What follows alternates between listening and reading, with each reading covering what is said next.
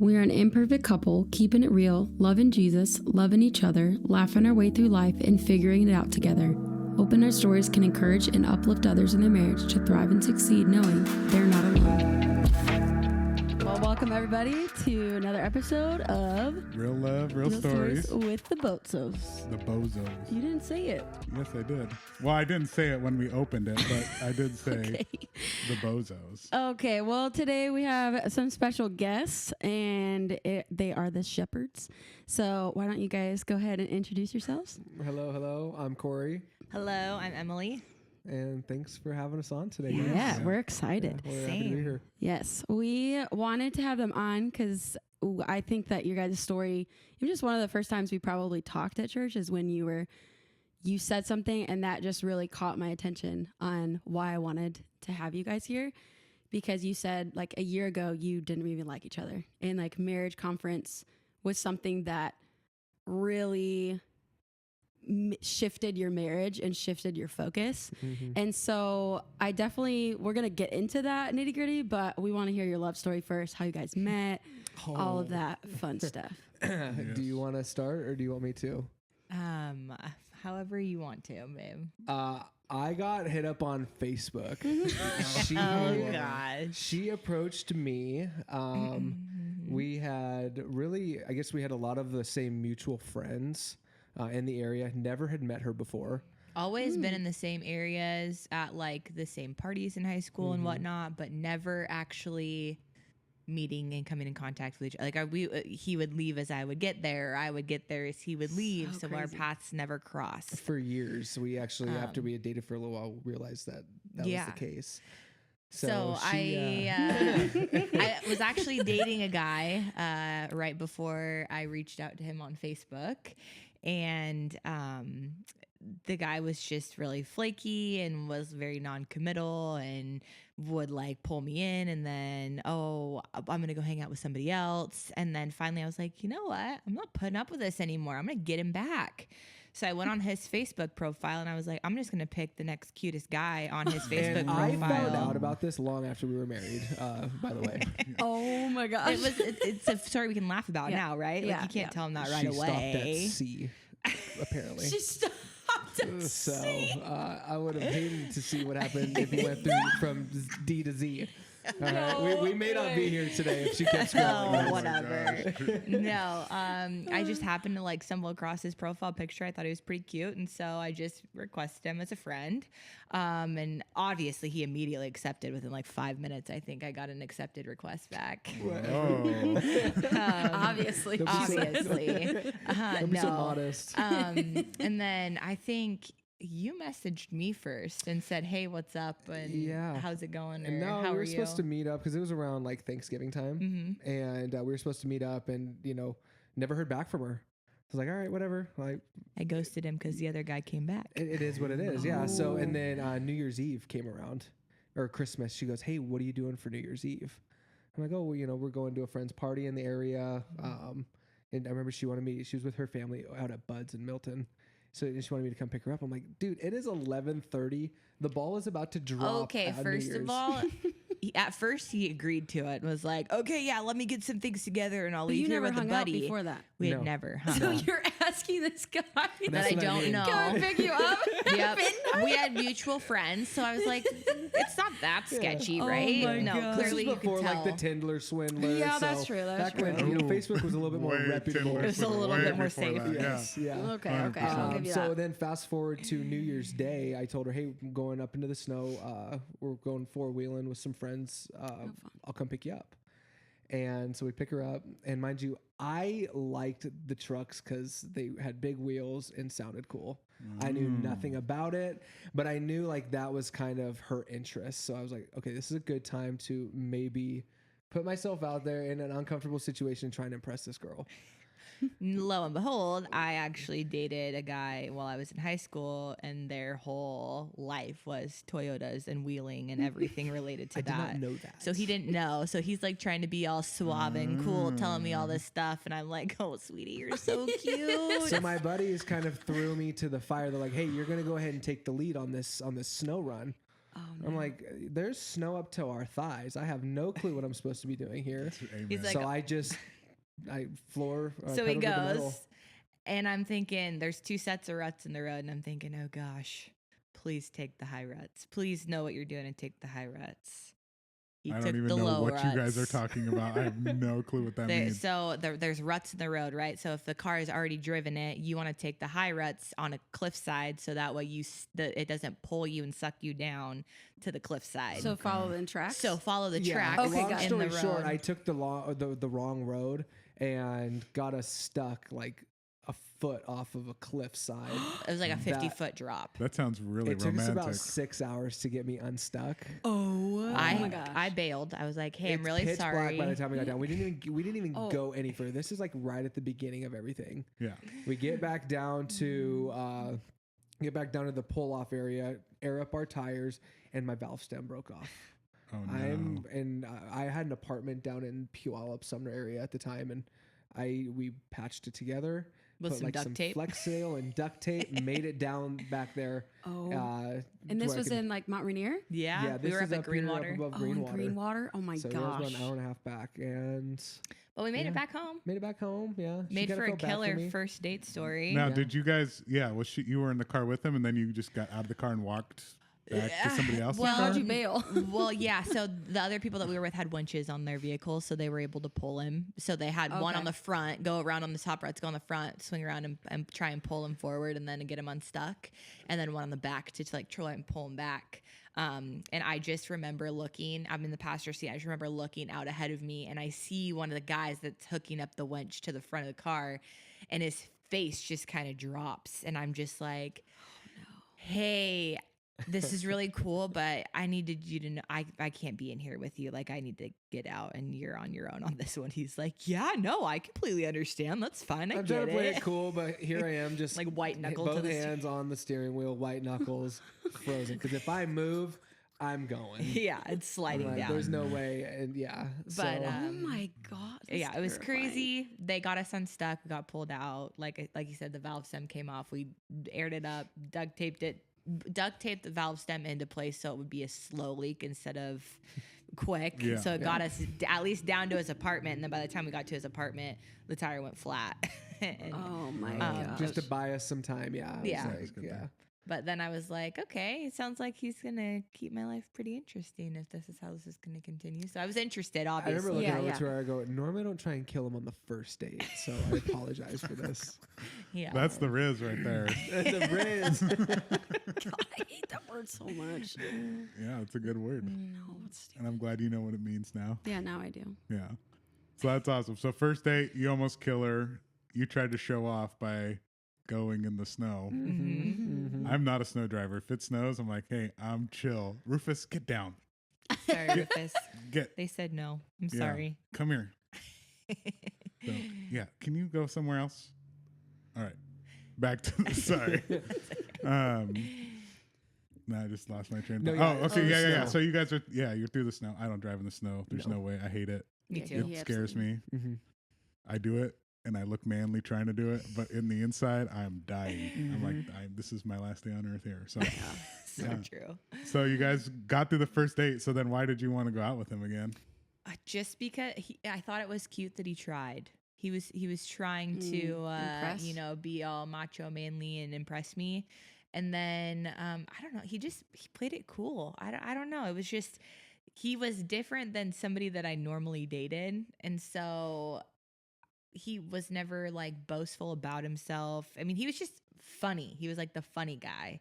And I just really appreciated that. Like, he could make me laugh, but he was also like very sincere and intentional with conversations and getting to know me. And it wasn't always me trying to have to come up with topics to talk about. I didn't have to just sit and talk about Toyotas every 30 seconds and wheeling and guy stuff. Like, he was actually interested in things that I wanted to be interested in and whatnot. So I just think I really appreciated that change of pace Yeah. for a relationship. And how old were you guys when you had your first date? I think I was Were you in teenagers? 19? He was Okay. 19 I was and I was 19. 21. Okay. Yeah. Yeah. Yeah. Gotcha. So we were, So- I was still a little wet behind the ears.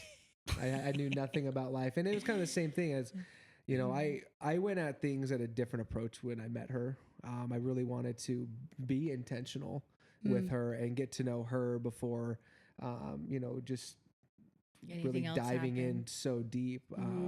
And we didn't have a Christian background or a church background or anything. I'd gone a couple of times, like in 2013, back when Motion was Foursquare with my mom. Oh, wow. Okay. But we never grew up in the church or anything about the church. So we just decided this time we were going to take the relationship slow. I had been burned by the last exes that I had had. I met him a year after my dad had just passed away too. And so I was going through, my dad passed away. His birthday's the day before mine. So he passed away on April 1st and my birthday's the 2nd of my 20th birthday. And my dad was a really big drinker. And so I was looking forward to turning 21 because I was like, oh, my dad and I can bond on something. Well, then he ended up passing away.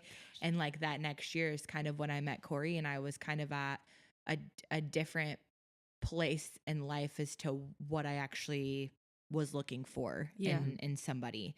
And like I said, the relationships that I had gotten cheated on before. So I just was really going into this relationship from a very slow place. I was just barely getting my toes out. I remember, I think we were together for like 3 months, and he was like, well, do you want to bring a bag to my house? And like, you can keep stuff here if you want to. Cause I'd pretty much, given my history, I'd pretty much I would stay the night there, but I'd wake up the next morning really early and I would go to work, or I'd go home and get ready. I just loved being around her so much. And she lived right on the other side of the train tracks. Yeah. I lived at an apartment down by Mama Stortini's in Sumner. Yeah. So she lived right across the train tracks. I'm like, dude, we spend all day together. We spend all night together. And then you go home at like midnight and you're back at the apartment 8-9 o'clock the next morning. Like, just keep your stuff here, you know? And I was like, no, I don't want to do that. I don't want to, I think it was like too committal. Like, I don't want to commit to having stuff there in case anything happened. I was just so ready for something like wrong to happen with it.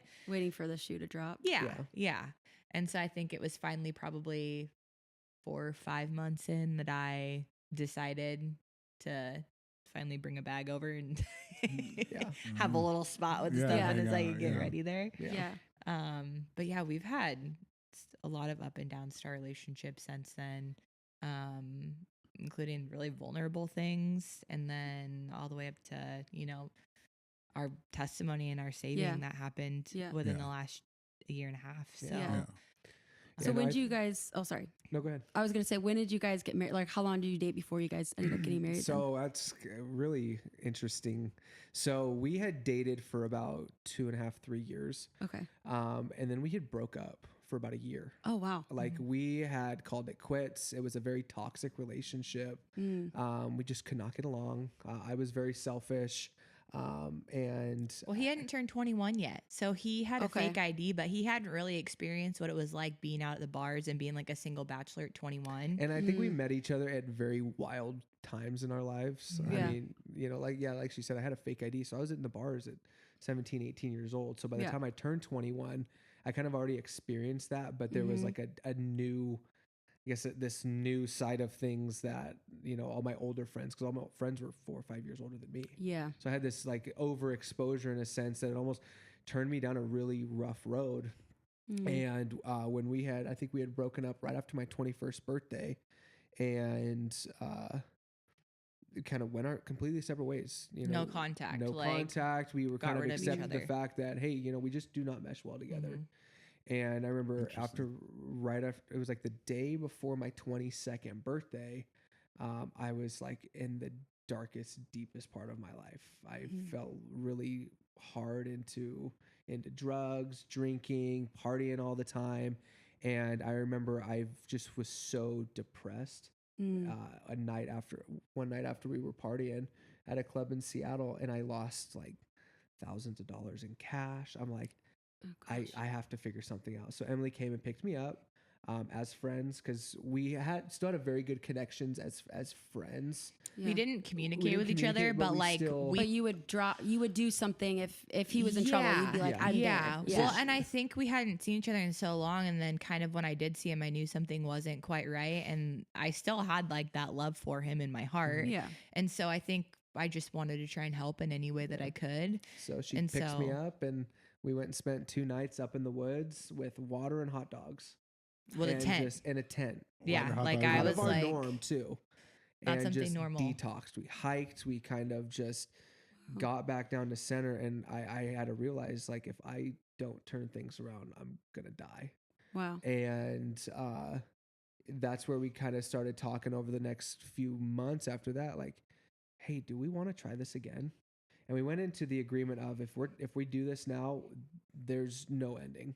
Like, we were gonna have You to were in stick it. it out. Like, Yeah. we were both runners when we fought. Like, she would storm out, I would storm out. I go, there's no more running. No matter what happens, we have to learn how to communicate, and we have to at least get it off our chest. Now, Yeah. over the last however many years, So you know, it started out as we would yell at each other. We would just yell and get out exactly what our thoughts were in our Right. head and how we were feeling in that moment, just to get it out, so that way it was in Right. the open and we could Right. figure out how to navigate talking about it later. Mhm. And that works to a certain point, and then you have to start fine tuning it. And now it's like, okay, now I can explain how I'm feeling without yelling at you. I can change the tone of my voice because now I can understand that you're genuinely listening to me. Whereas before we would get so heated, we would just automatically shut down, cut the other person out, and then walk away. Yeah. And so now we don't. Yeah. So about 6 months. So that happened in June, and then about 6 months later, I remember I was driving down the road, and I just had this feeling like, I'm ready to marry this girl. I remember calling my mom. I go, I need you to come help me pick out a ring. I knew her style. I knew what she liked, and that was for Christmas. And then in February, ended up proposing. So that was 2018. 2018, I ended up proposing. I had no idea. We're front row at the Miranda Lambert concert at Tacoma Dome. Oh, I had a okay. sign front row. She stopped the whole audience and let me propose. Miranda Lambert, you can sponsor us. I'm just kidding. And so that was in February. We got married in July. July July. 25th. Yeah. And it was so funny That's how like it came a quick about. turnaround then. So Yeah. like- So people are like, are you having a shotgun wedding because you're pregnant? And I'm like, no, we talked about it. And it's so funny because Cory didn't want to get married on an odd year because he thought it was bad luck. So we were going to have to wait until 2020 to get married. That's so cute. And I'm so I was really skeptical. I'm like, no, So there's it just has to something be this weird year? about Oh an my odd gosh. year. Are you a believer at this point or not yet? No, Not yet. yet. Not Okay. yet. still not okay, yet. okay. No.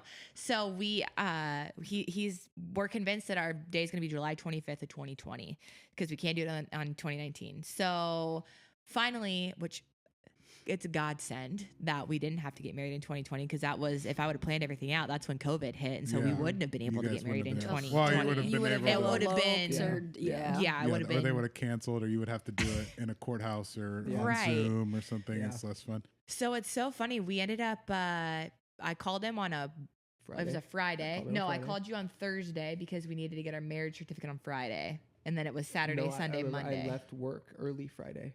Oh, to get the marriage. 'Cause Okay, it- to get yeah. the marriage certificate. So I called him on Friday morning and I was like, why are we waiting? I was like, I love you. You love me. I said, we have our main, group of people that we want to be there. Let's just schedule it for this July 25th. He's like in 5 days. And I was like, yeah. Went to David's bridal, 5 picked out my days? dress. Yeah, We 5 days. sent out an invite on Facebook to like 30 of Oh. our closest friends and family. Mhm. Didn't tell them what was going on. We said, Just hey, told them to be show here up. at this time, at You this say place. like a surprise wedding? Yeah. Mhm. Oh, I love that. I just Yeah. got chills. Yeah, it was I would so totally cool. do that. Plan it She just is- enough time. Yeah, she's such a romantic. She's like, Oh. this is a Christmas movie on Hallmark. Can you imagine just going to a party and then they're like, we're getting married? Be like, I'd just be You know what I think? I think of Parks and Rec. You know how they just had that surprise wedding at that party? They're like, oh, by the way, we're getting married. Yeah. That's kinda you how it guys. was. You guys live that. Yeah. Yeah, So no cool. kidding. Just Good enough time point. for the marriage certificate Yep. to be processed Yep. through the Yep. state. Mhm. And then it was actually really sad because we went that Saturday to Browns Point to like, hey, this is what we're kind of planning on doing. Is yeah. that okay? Yeah, it's a public beach. You guys can be here. Do whatever you want. So we got married at Browns Point Lighthouse. It was free, so the Aw. venue didn't cost anything. I went to beautiful. David's bridal that Sunday and found like literally the most Off the perfect rack. dress in my size, no alterations needed. I'm like, That's awesome. for me, I always knew that there was a God, but I wasn't close in my following. But I Yeah. was like, this is a total God moment for me, for all of these Wow. things to be lining up. I know that this is meant to be. And so got my dress, and then that day came around and I had a girlfriend at the time who I'm unfortunately no longer friends with, but she was so helpful in planning, helping with my hair and makeup, doing the bouquet. Had her cousin take our wedding photos and traded her hair for it. So literally in total, I think our wedding cost us maybe $1,000. Like it Beautiful. was, Way to do it. It was just the most beautiful day. We were able to have like my close family there. His family got to make it. And like I said, it was just so random for the invite too of people that showed up. And I didn't give Yeah. her enough time to change her mind. So I was like, I would have hated to have to plan a wedding for 2 years because Yeah. we would both be the bridezilla.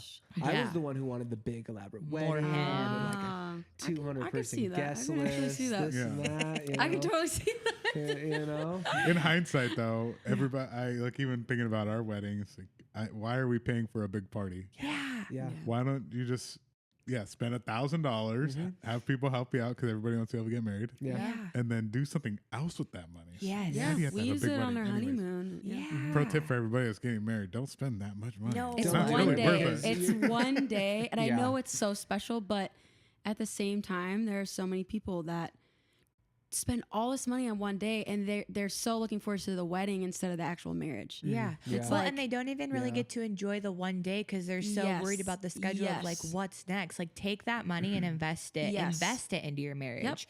Do something or stick that money aside for Yeah. you and your significant other Yeah. to continue going on vacations Yeah. every couple of Or go months. take or an just instead. ask, Sweet hey, instead of honeymoon. giving Yeah, me take a a sweet money gift, honeymoon, yeah. could you, like, I had all my aunts, they did all the appetizers. Yeah. That was their gift. And then I had other people bring in wine, and that was their Yeah. gift. And I was like, this is great. I don't care that you didn't give me Yeah. anything, because this like blessed the wedding. More than so I didn't enough. have to stress about it. You Yeah. know? Yeah, absolutely. Pro tips you guys are learning today on real Yeah. life stories. Yeah. Should do a whole podcast. Before you guys got married, were you guys living together at that time too? Before or not yet? Yeah. Yeah. We had bounced around a few different houses. We've been kind of back and forth living together on and off throughout the years. And I think I don't remember, we were at it was our, the rental house we were living at right before we bought the house that we're living in now. It was that rental in Bonnie Lake that we were living at.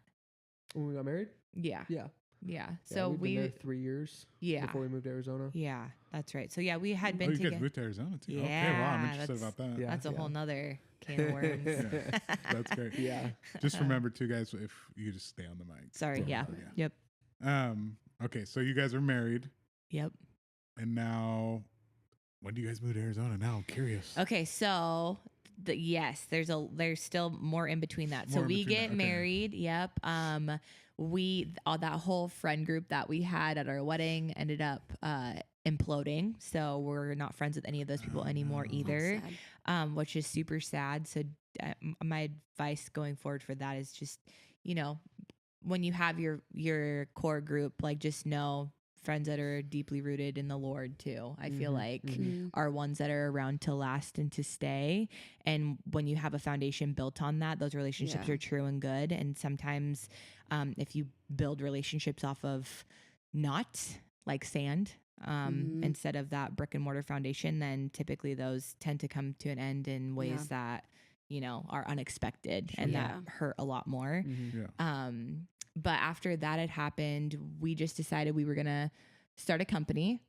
So we started our first company. we started our about first a month company after Van was born. Yeah. So we got married in July, got pregnant that following shortly, a couple months after, because Van was then born that next September. Christmas time, yeah. Yeah, around Christmas time. So Van was born that next September.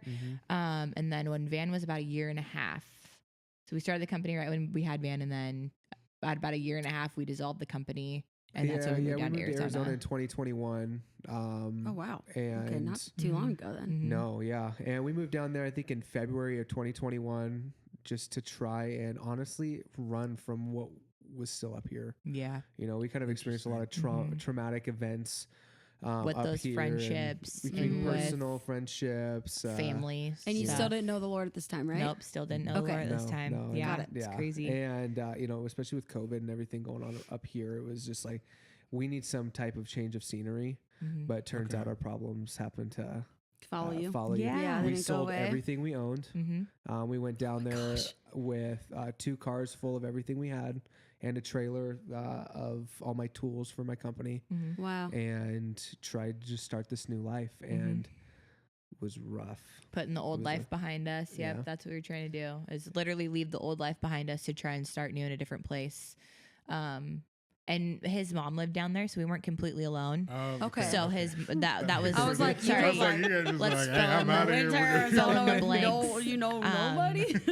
No, so his mom actually had moved down there 5 years prior to that, I believe. Roughly, yeah. Her, she worked at Boeing, and they had moved her down there with his sister. And so his sister's 10 years younger than him. We had been talking to her for a couple of months before we actually pulled the trigger to move down there. Yeah. And she just seemed like she was in a, healthy situation, healthy point in her life, and that she was like, oh, I'll help out with Van, and you guys can go out and explore Arizona, and I'll help babysit, and you guys can just live here, and you don't have to pay anything for rent right now, and so you guys can get on your feet She and find sold something. us on Arizona. Yeah, for sure. I mean, there really wasn't a negative to all of this. Yeah. I had a great relationship with her at the time. I thought, we got along really well. We would go do mother-in-law and daughter-in-law things together all the time. So I was like, there's really no losing in this situation. And so then we moved down there. We had to drive down. We had 2 dogs at the time too. So she was willing to take us all on at this point. Wow. To her, she had a 3-bedroom, 3-bathroom house with a bonus little office downstairs. So we turned the office into where we slept. Van had a room upstairs. Her room was upstairs. Lily's room was upstairs. Okay. And then Cory got a job working for a plumbing company down there that had promised us when we moved down that he'd be making $150,000 a year. And we're like, well, Arizona was still super cheap back then. Yeah. So we're It like, hadn't boomed yet. that nothing could go wrong. We're going to be making stupid money, and we're going to have a really nice Could you house in a imagine how couple far that'd weeks. Get us down there? I remember saying yeah. that. I'm like, Yeah. we get down there and immediately it boomed. And with the way that things were structured, they wanted 2 years worth of employment. I'm like, I can't live with my mom for 2 years. And the reason being, they don't pay hourly down there. They pay their plumbers commission based. So he Based had on to the projects sell. you do. Yeah. And he wasn't a salesman then. He didn't know how to sell. He knew how to plumb, but he didn't know how to sell. So he's working 14-hour days, Monday through Friday. I'm at home with his mom Monday through Friday with my almost 2-year-old, 2 dogs. And I never saw him. And then we would try and plan like date nights and stuff, and things just always fell through. Yeah. We never had a sitter, and so we never got to get out and do anything. And we just put ourselves in a big hole, and Yeah. we kind of had to sit down, and our marriage got on the rocks there too. that's kind of where the rocks started. That's where everything kind of started, because like she said, I was never home, but I also wasn't bringing home any money either. Yeah. So we had just kept digging ourselves in this hole, Of and debt. once summer hit, like the heat just killed me. I said, okay. I love that. No, literally, he was in the hospital. ended I up don't in the know what hospital it though Well, I is. by guess, last but you're week. working outside, I Yeah, guess. So, yeah. yeah, maybe that's a little I different. don't know why people love Arizona so much, but I'm just like, ugh, why would I sit in 110-degree weather? No. Pool's warm. Like because one it's been hot for 20. like hot. 2 weeks. It's like a hot Yeah, tub. 2. 100%. If we could back it up just a little bit, if you guys want to touch on it, what were you guys trying to escape from up here? Is it just like was personal things with friends, or were you guys? And if you don't want to talk about it, that's fine. either. No, we're absolutely. okay. Yeah. Because you said the friends dissolved at that point. Yeah. So what was that? Was there something that ended up happening, or just this natural fallout? Because I think I assumed that once you became Christians, then So there was a divorce in our friendship, okay. and because of infidelities. and so we almost had to start okay. picking sides. And we had a newborn baby at the time. I'm trying to run a business. I'm going and through Emily's going postpartum through- Yeah. because I don't know what it's like to have a baby in postpartum. I never knew what to expect. And I was thinking, oh, postpartum's not going to affect me at all. I'm fine. I'm in a healthy spot. But that's not true. A postpartum affects the healthiest of moms. Yeah. Even if you Yep. can prepare for it, you can still not be prepared for it. Yeah. And so I just remember at one point, the girls that I was hanging out with, I had made the comment, I can't handle all these lies and this stuff going on behind closed doors. I don't want to be a part of it anymore. I can't handle it. And so I had come out and dropped some truth bombs, and they weren't happy with it. And I was like, mentally, I can't. My postpartum's kicking in. And I remember them making me feel really terrible. And it sounds like you're just blaming your postpartum to cover up the fact that you're sharing things you shouldn't be sharing or something along those lines. But if you were good friends, you would just tell your friend that to their face and not be They were spewing just their very secrets toxic behind their back. relationships Sure. that, you know, Okay. we knew Yeah. we had to separate ourselves from that anyways. Yeah. Okay. Yeah. And Well, it's so- interesting that you started to see that it was toxic, though, Mhm. right? Because Yeah. sometimes when you're in it, you don't, and Yeah. you're like, "That's a good friend. That's a good friend." Yeah, and from the But- husband's perspective, you know, she's in the depths of, you know, that whole storm, Right. and I'm an outsider looking in, where like I don't want any part of this, but now I need to find a way to pull my wife out from that too, because Mhm. now she's starting to get consumed in that. So, being able to recognize that from an outsider's perspective, I was actually glad to be able to pull her out. It wasn't easy by any means. Yeah. Sure. Because I still wanted my wife to see that, hey, I support you. I understand Yeah. what you're saying, Yeah. but you're not thinking clearly right now. Yeah. And it was also not my place to be in that heavily involved in that drama Mhm. either. Yeah, no. And that was kind of what my point was. Like, I don't want to be involved in this drama anymore. Yeah. And so I think it was just a way of all around escaping from that situation, thinking that we were going to start fresh, have new friends, have a new perspective, new outlook on things. And then honestly, I think we were trying to run from like debt too. We thought like if we could figure out a way to No, I remember make more money, we were going to pay everything off faster and get ahead faster. Yeah. And I don't think, I mean, that was our thought, but Yeah. we just dug ourselves an even Yeah. bigger hole at Yeah, that point. yeah. And you know, Arizona was very trying for sure. That's kind of when I started to have faith in like, okay, hey, God's got something bigger for us. I wasn't necessarily diving into scripture, but like I started following a church, you know, Steve Furtick with Elevation. Yeah. Started listening to his stuff and just be like, oh, you know, that kind of makes sense. And you know, I always knew that there was something there, Yeah. but I never.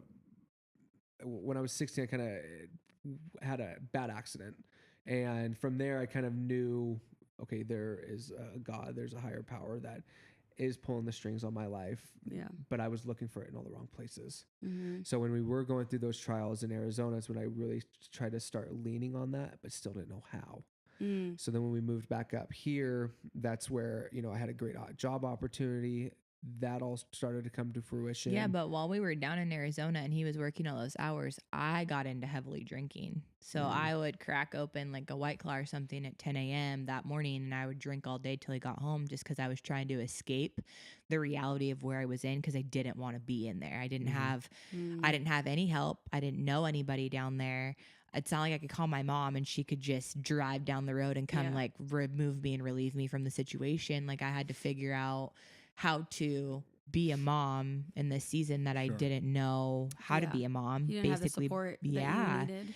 Yeah. And I'm trying to find like, you know, things for Vanity to be preoccupied. But like you said, it's 120 degrees down there in the middle of summertime. So There's not a splash whole pad. lot you can Water. do because it's, Yeah. I mean, even outside, you're scalding hot. I remember numerous times where he got heat rash from overheating inside the house because the house wasn't cool enough. It was just miserable the whole Oh, time. man. And so then finally it got to a point where I told Cory, I was like, we need to go home to Washington. And he was like, well, what do you want me to do? I don't have a job up there. Like, what do you expect? And I just remember being like, if you don't go, I'm going with our son without you. Like, this is where I'm at because I don't want to be here anymore. Wow. Okay. And I just remember it being really hard to raise a toddler in the environment that we were living in as well. Just because we were in a house that didn't have a toddler. Like they haven't had a toddler in how many years? So you don't remember to, you know, put the lock on the back sliding glass door so he doesn't get out and get into the pool while nobody's looking, or shut the baby gate so he doesn't get out the front door. And next thing you know, you find him in the middle of the road. Or take the knives off the counter, or close the lids on the gas stove. I mean, there's just a lot that I constantly had to battle, but I was doing it by myself in a house that wasn't my own family for me to be able to stand up and say something. Right. So then that's when he transitioned from his position that he was originally in into a new plumbing company that got him into the union down in Arizona. So because that happened, he was able to be a travel to the union up here in Washington, and they accepted him transfer across to be able to transfer. Okay, cool. And so the way that it lined up, I mean, Lo and behold, and I had been trying to get into the union up here for years, just not in the position that I actually came up in. So it was a blessing in disguise. It was, you know, a long routed way to get there. Yeah. But it had gotten us to the point where we're at now. So I am, you know, truly blessed that we went through those trials. Yeah, but as soon as we moved back up here, we had to move in with his grandparents and live with his grandparents with a toddler. And like, here's another whole God scenario too, is we ended up finding and buying our house within 3 months of moving back to Washington, which is like unheard of. I mean, we had no way to prove or support that that's how much money he was going to make to secure a home loan. Yeah. Sure. And we had no money and we were in debt. And all of a sudden this house came across the market, and my sister's friend is a real estate agent. So she was helping us try and find something that was in our price range that was affordable. Yeah. And this house originally came on the market, but they weren't taking FHA loans. They were only taking conventional or cash out. And she's like, so this isn't going to work. And I was really bummed. And I got my real estate license while I was down in Arizona, and I had started in Washington before we left and went down for Arizona. So in that meantime, in those 3 months, I ended up finishing school and getting my license up here. And through that, I was learning certain things about real estate and like mortgages and that, all that. And I remember I was in the middle of a test one day, and all of a sudden I got a text message from her saying that owner of the house is now accepting FHA offers on the house. And I was like, oh my gosh, it was in our price range. We put in an offer literally at like as soon as possible. Turns out the owner of the house was friends. She was an elderly woman, but she ended up being really close friends with my grandparents. So in the state of Washington, you can't do this in Arizona, but in the state of Washington, you're actually able to write a letter to the homeowner. Yeah, love letter. Yep. So I wrote her a letter and just explaining who I was and like our history, and she knew exactly who I was. There was another person that put an offer on a house for, I believe, $10,000 more than we had originally offered. And she still was like, we're going to go with you guys because you're like, you know, amazing. family friends, which I thought was super cool and kind of a full circle moment of them being friends with my grandparents. And so we still live in that house to this day. Coming up on 3 years with 2 more babies. Coming up on 3 years with 2 more babies. Yeah. But, life was still really hard after we had gotten home from Arizona. There was a lot of trauma down there that we just kind of tried to brush under the rug and forget happened. So when he went back to work, he was working a lot and he was fully diving into his job, and being where I was feeling super alone trying to raise Van. And then we found out a couple months later I was pregnant with Reef. So being pregnant and having a 3-year-old. And then once we had Reef that following July, I went into another bout of depression for postpartum. And it was so bad to the point where we didn't look at each other. We didn't talk to each other. We were roommates. Reef was also in and out of the hospital. You know, a lot. Yeah, that's so the first pretty much like 6 months of his life, we were in and out of the hospital because he contracted RSV at 3 months. So he's in the hospital on breathing machines for like 2 weeks. We spent Thanksgiving that year in the hospital. Got out, got home. It was hard because he still couldn't breathe at home because there's nothing they can do for it. So you're basically just treating symptoms at home too, the same way they were in the hospital. Yeah. And I think at that point it was kind of, I remember Emily coming to me because that's 2022. So we're leading up to the 2023 marriage conference, right? Yeah. So Thanksgiving 2022 was really kind of at the lowest we could have gotten. And I remember her coming to me like a week or two before Christmas. She goes, you need to get your faith in line or this is not going to work out. I'm like, okay. And were you at that point like starting to dive into faith? So or was something in you just like, you need to get your she's faith always in been the check? spiritual voice in our house. Well, I think too, when he started listening to Steve in Arizona, it was because I was listening to Steve and I would send him stuff on Instagram to just watch to try and like spark something. So I was watching a lot of Steve on Instagram and so I didn't have a Bible still. I wasn't looking at anything, but I was just watching short little sermons about things. And I was like, gosh, this applies to our life right now. And I just remember, you know, when Thanksgiving was around, we didn't like each other. Like I was on the verge of taking both kids and going and living with my mom and saying, you can have the house for now and we'll figure all the details out later. I remember there was one day he contacted me and was like, hey, I just got a hold of a divorce attorney.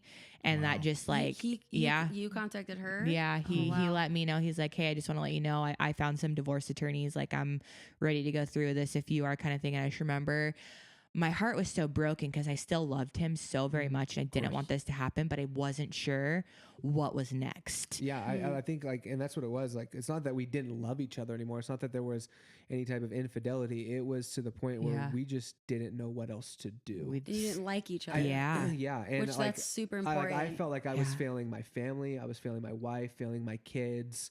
And I felt like he was removed and like didn't want to be with us. So the best option would be to just, okay, let's just separate. Let's just separate That's and what we be thought. done. That's what Let's we just thought. like go away from each other and then we'll call it good and it'll be great. Yeah, that's what we thought. Yeah. And then I think like 2 weeks later, she sends me It this was thing on Instagram. crazy Hey, Motion because- Church is putting on a marriage conference in February. Yeah. Which is so crazy. This is how I know it was a total God moment because I didn't even follow Motion Church to begin with. It was not on my radar. Yeah. And it just happened to be like a sponsored thing that just popped up in my feed. And I was like, oh my gosh, Motion, Foursquare. I used to go here. Like, I wonder if like, hey, this is like my last ditch effort. Do you want to sign up and go? It's $80. Like, is it worth it to you to save our marriage through this? Wow. And he was still, I didn't know where he was spiritually. We didn't even like each other. So I hardly even got to really communicate with him at all. And he responded, he's like, yeah, I'm willing to go if you are. And I was like, okay, we're going to do this. Yeah. Okay, so you have already called the divorce attorney, Mm-hmm. and then she proposes this last-ditch effort Mhm. to kind of like save your marriage. Mm-hmm. Mm-hmm. Okay. I just want to make sure Yeah. I'm tracking. Yeah. Yeah. timeline. And Yeah. so that was, I think, December when I proposed it to him. Mhm. And then I bought the tickets right away. So we kind of, tolerated each other until For tried 2 to work it months? out a little bit as much as we could, but most likely just tolerated each other until February came. We didn't know anybody at Motion, had never talked to anybody. It had been years since I'd even been.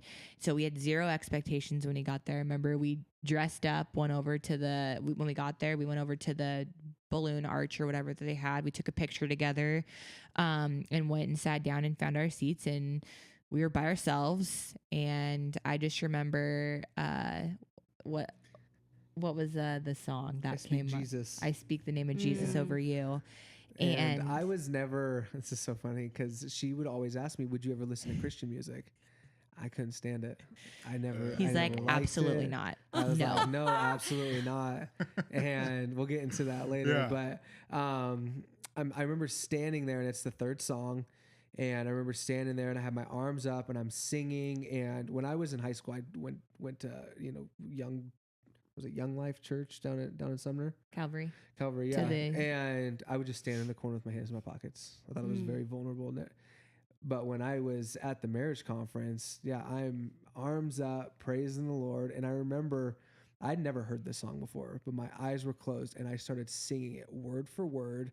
And I kind of felt like this presence push through the back of my body and like just this weight lift off of me. Whoa. And I just look at him, he's just crying. Oh my And I gosh. was Ooh, I got like, chills. oh my gosh, it worked. Like, I just We felt, didn't even get into the preaching yet. I just felt, I'm crying actually. You see my tears? Like I'm like, oh. I just felt the heaviness like leave. It was like a cloud hovering over the top of us, right? Just this dark heaviness. And I just could feel it leave and feel him wanting to be receptive of whatever was in this marriage conference that was going to be said. And I just remember that's the song that we closed in, and he's just full surrender, just crying. And then I started crying. And then I just remember he looks at me when everything's done and people are walking out, and he goes, I got to go meet the pastor. He's like, I got to go shake his hand and give him a hug and tell him thank you for what he just did to me tonight. And so he goes up there, and I follow him, and Roger just, grabs him and gives him a hug, and grabs me and gives me a hug. And Cory explains, hey man, you just saved my marriage. I don't think you really know what you did for me tonight. And he just grabs us both and puts us in a hug and just prays over us and prays over our marriage going forward. And at that point, everything changed. The dynamic of our marriage, the way that we spoke to each other, the way that we spoke to our kids. We've gone through, I can't tell you the health trials that we go through on a weekly basis, continuing still to this day, and how the enemy has tried so hard to beat us down with a wooden stick with those. And we've still, time and time together, come together first before we even tried to go any further with anything. I think from that point on, I actually knew, okay, I now have a direction on how I need to move as the leader of my family. I remember them talking about the husbands are the head of that household. It is your job to lead your family the way that Christ leads his people. And I remember when Roger had mentioned that we are battling not against flesh, but against the enemy itself. I looked at Emily and I go, see, I don't hate you. I just hate the enemy. And I honestly, it sounds so cliche, but my perspective completely changed. I knew exactly what I needed to do in order to properly serve my family. And that's what I was determined to do. And I was not going to let some spiritual enemy tell me that I couldn't. Wow. Well, I think I want to preface too is like my dad died when I was 20 and he didn't grow up with a dad. So he didn't have an example of what an actual dad is supposed to look like. So I think he's trying to navigate not only himself at that age, but also navigate how to be a new dad without having an example of what a dad even is. Having no clue. Yeah. So. And then I got to, that night I went home. I bought my Bible that I take everywhere with me now. And I remember reading through this thing. I'm like, this is a life plan. This is directions on how to live your life. Like, there's no more questions about it anymore. We did the whole Bible in a year thing, like right away. So this whole last year, every day doing our devotions, getting into it. Obviously it's gotten tricky with having a new baby come in, which is totally fine. That's, whatever way you can get into it. And that's what I have to reiterate to myself too, is remember, hey, you might not be able to directly be into it every single day, but as long as you're taking strides in that direction, whether it's listening to worship music or, having scripture pop up every once in a while on your Bible app on your phone, as long as you're getting some portion of the word daily to refresh your soul, that's all you really need. And so it's crazy because we were at Motion and we're meeting all these people and everyone's like, oh yeah, how long have you been here? We're like, oh, like 6 months. They're like, what? Are you serious? Which was just super funny. But then shortly after, marriage conference happened, I think within 6 months or something like that, we were asked to start our marriage group. So we got baptized in April, and I remember that's right. Zach came up to us August of last year and said, hey, hands me this book. And he goes, I want you to run a marriage group. Like, we've never been a part of a marriage group. I just got in with a guys group. That was us too. And he threw this. I'm like, there's no way. We're not qualified. But then, we were reminded of, hey, look how far you've come in such a short amount of time. Who says you can't go help other people do that? Absolutely. And just in the last 8-9 months that we've had this marriage group, we've seen some relationships flourish that we would have never thought. We've became really close friends with people that we may have never introduced ourselves to on just a normal Sunday. So it's definitely been a blessing in disguise that has kind of flourished over these last few seasons. And it's just crazy too, because, in order to find yourself, you have to lose yourself, right? And you guys both did. For sure. Yeah, you have to lose yourself to find yourself. And I think too, one thing that we've learned throughout everything is not everybody's going to understand your journey that you're on. And that includes family too. I mean, we've had our struggle. We've had to put boundaries in place with family who ask us, is this newfound religion really worth all this pain that you're causing our family? And that's a difficult conversation and obviously a big can of worms for a different time. But I will say that you're going to be persecuted for following the Lord. And I mean, the devil's going to try and do it 10 ways to Sunday to you. But you need to just make sure that you're staying true to what you know to be true. And that is Christ. He is the way, the truth, and light. He is the direction that you need to follow. And so that's literally what's gotten us through is being able to, whenever we get to a point where we feel like we're falling away or falling astray, to reconvene. It's like, okay, time to start praying together. Couples who pray together literally get stronger because of that. And what more of a more vulnerable way to be intimate with each other than to actually pray together, because it's hard. It is. It's so easy to pray for other people or to be like, yeah, I'm praying for you, or you pray with your like girlfriends or your guy friends. But when it comes to like your spouse, you're like, I don't want to. You're just like, there's all something. the time. Yeah. It is. I mean, we even struggle with that, but there's literally this, it's so vulnerable and so scary for whatever Yeah. reason, which it shouldn't be, Yeah. but it's so intimate. And I Yeah. think that's why there's this battle, right? And I've had someone say that about the Bible, where it's like, the Lord wants you to read it, but the enemy's doing everything in your power to not read it. So it's a spiritual Yeah. battle every time you have to try to open that Bible. Yeah. Because Well, like- everything's going to distract you from it. So it's like the Yeah. same thing with praying with your spouse.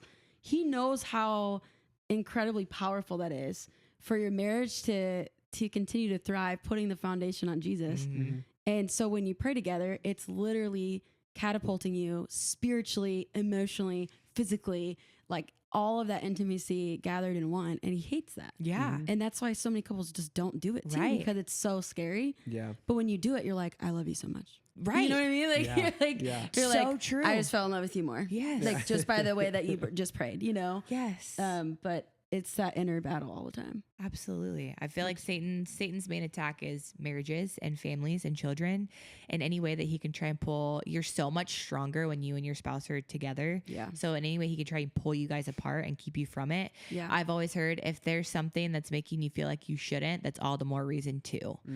So Yeah. Wow, that's amazing.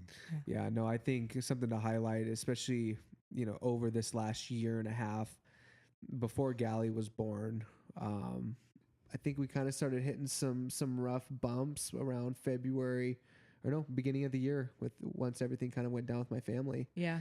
And I was able to sit back and really kind of reflect on how the last year had gone. And after I had turned everything around and we started to center our lives around Christ and rebuilding that foundation, we got to kind of see the beauty that God was able to provide, the beauty of trusting in him and what he could really provide if you just put everything in his hands. And that first year was amazing. It was beautiful. And then after that first year, I remember hearing him say in my head, "Hey, I've given you the beauty for this first year. Now I need you to trust me through the storms." Because it's a completely different world, because now that I'm calling you up to be higher, there's going to be stronger. There's going to be higher demons that are going to be coming after you, coming after your spouse, coming after your kids. But I just need you to trust in me in these storms. And it's been a rough 6 months. Yeah, but he's provided every single time. Right. Every single time. Yeah. That's I mean, awesome. we had a baby April 2nd and started our company April 10th. I mean, You guys have a knack for like having newborns starting a new business. they go hand in We're a little hand. compulsive.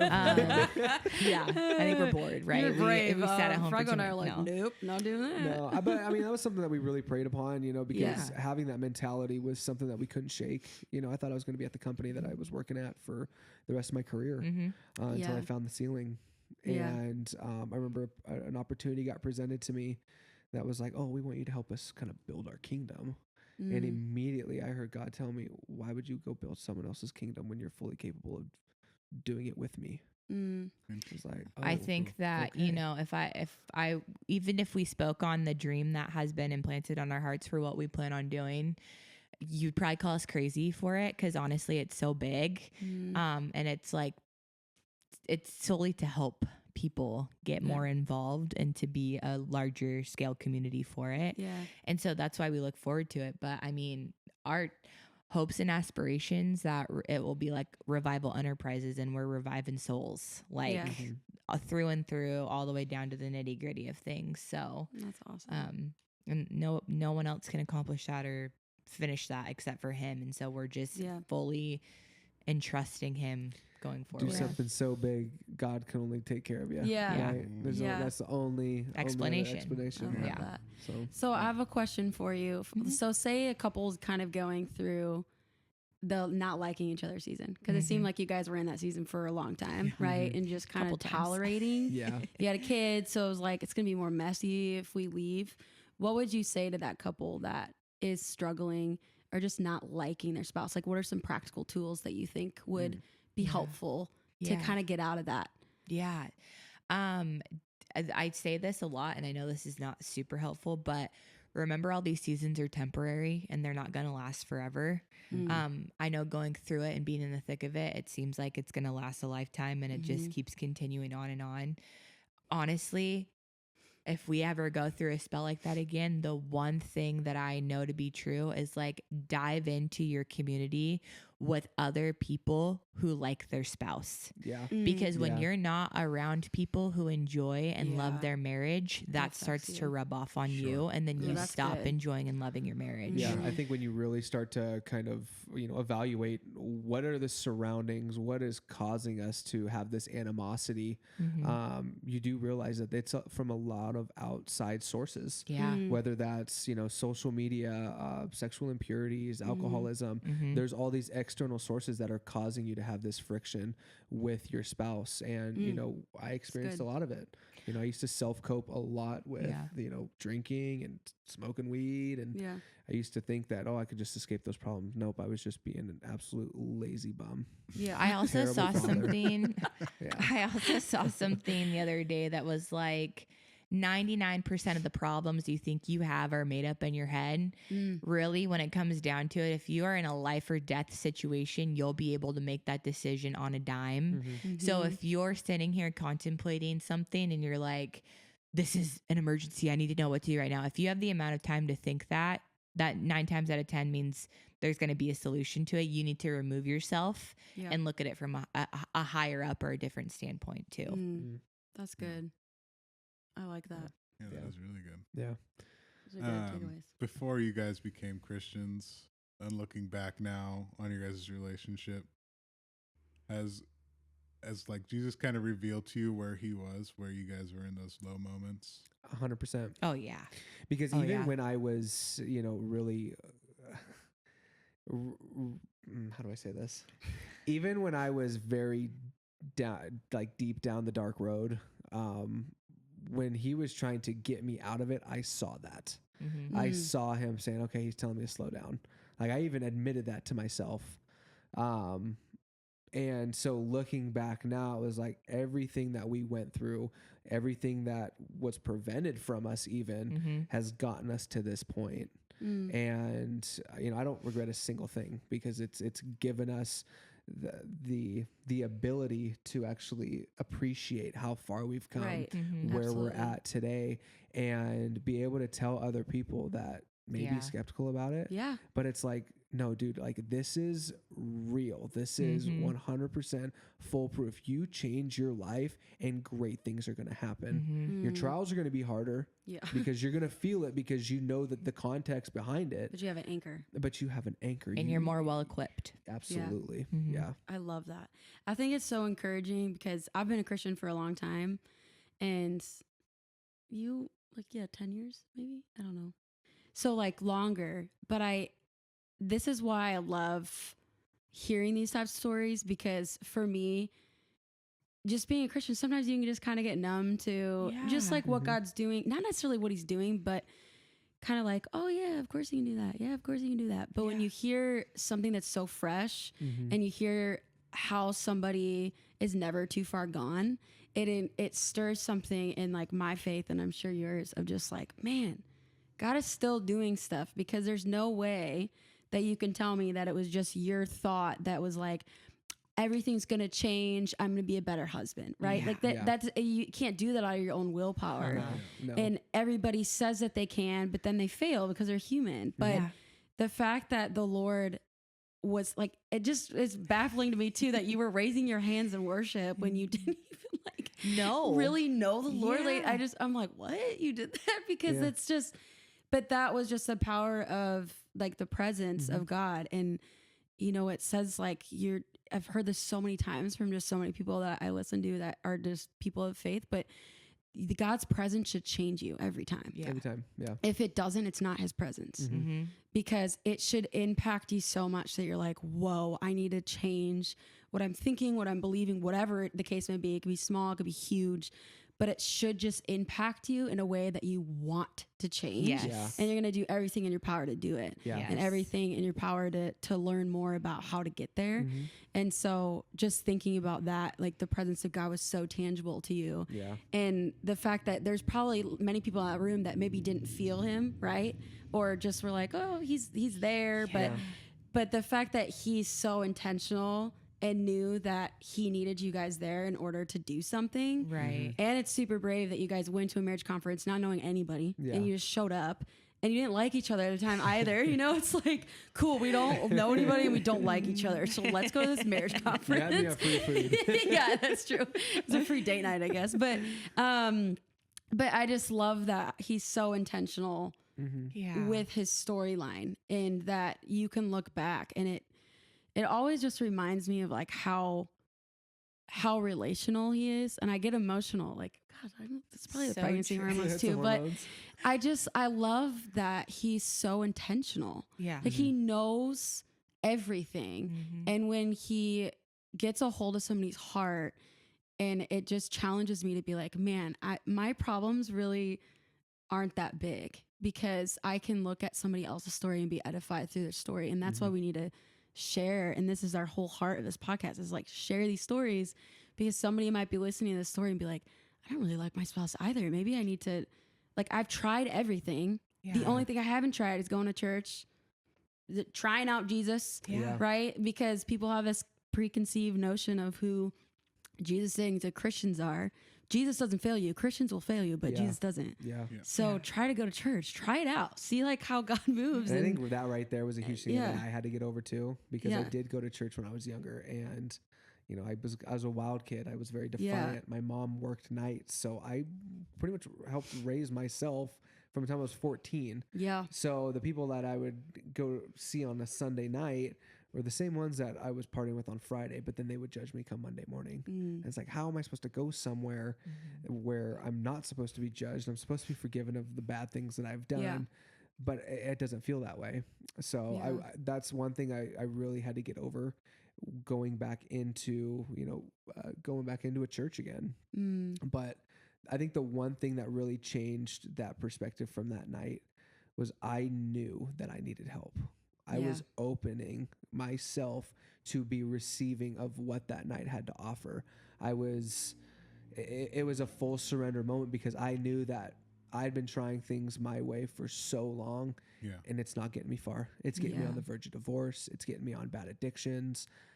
Something needs to change. So Yeah. opening myself up from that, I don't think I would have had the same experience if I went in there with a closed mind. Yeah. No, absolutely.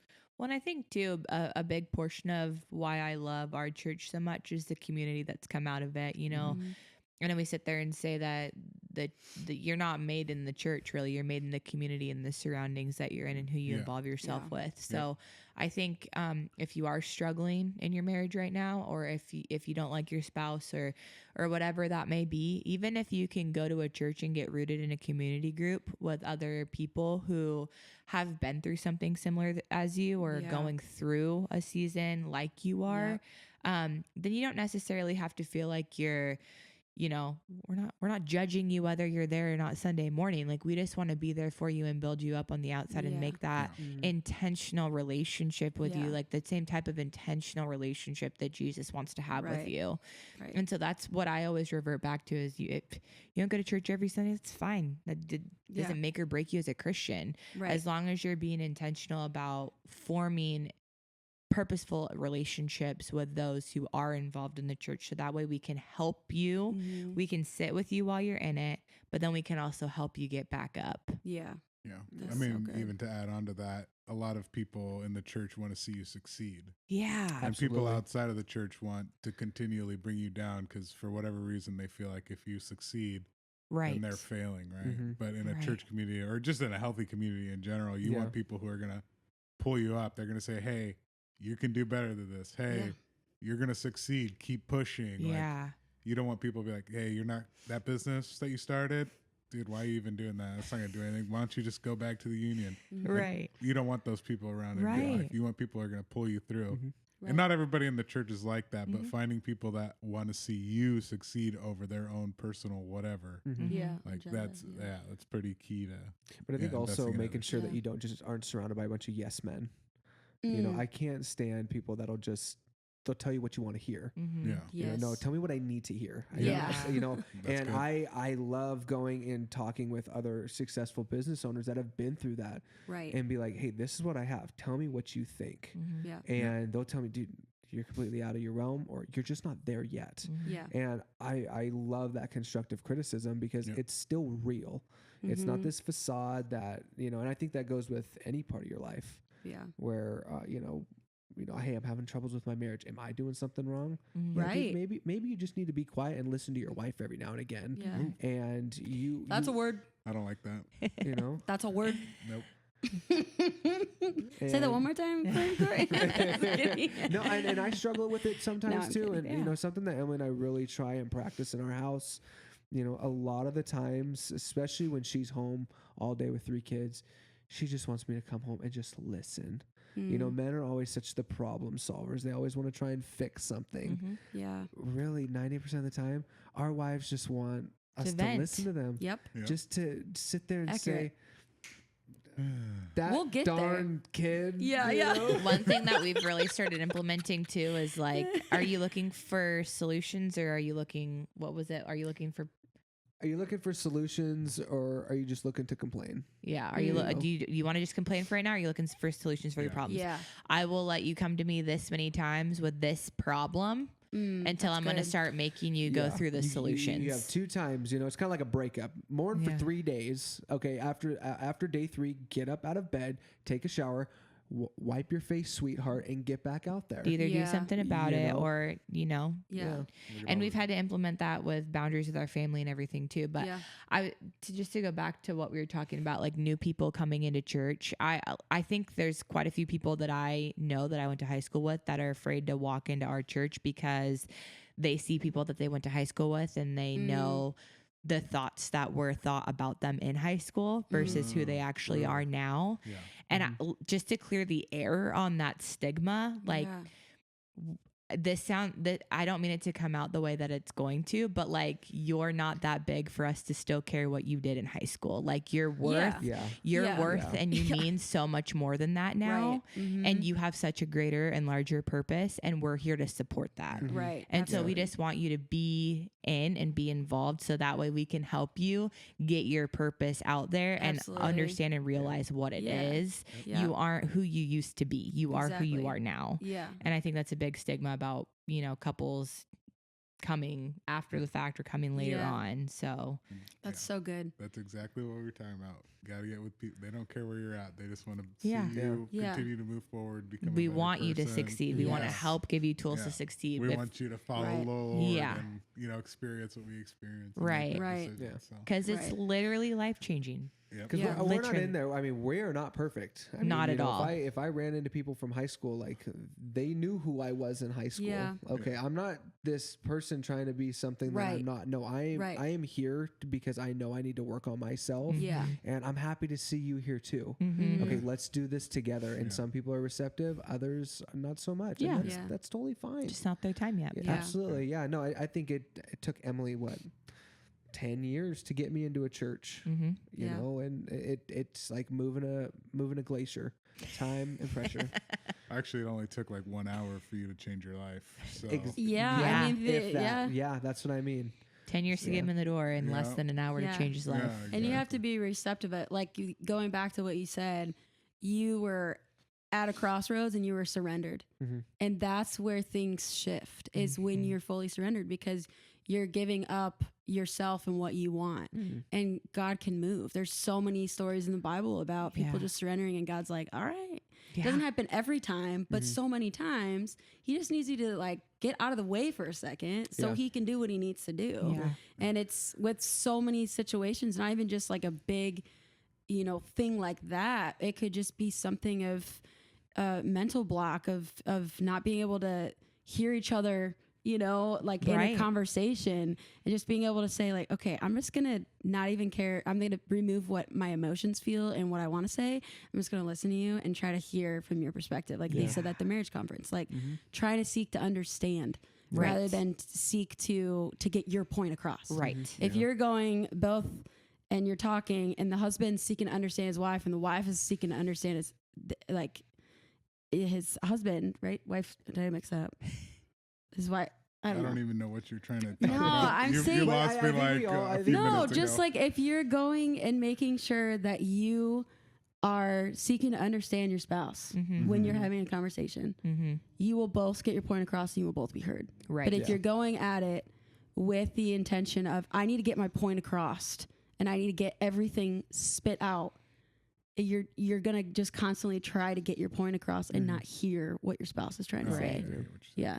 So, Well, I think the coolest part of surrender too, and this was pointed out to me at, I think one of the sermons that we had, somebody did it, I can't remember exactly who, but you know, when a 2-year-old comes up to you and they put their arms up because they want to be picked up, they're in like a surrender moment, like, hey, pick me up, comfort me, love me, I need you. And I think that's what's so cool about us being in a surrender moment when we have our hands up, is it's like, God, here, see me, here I am, I need you, please comfort me.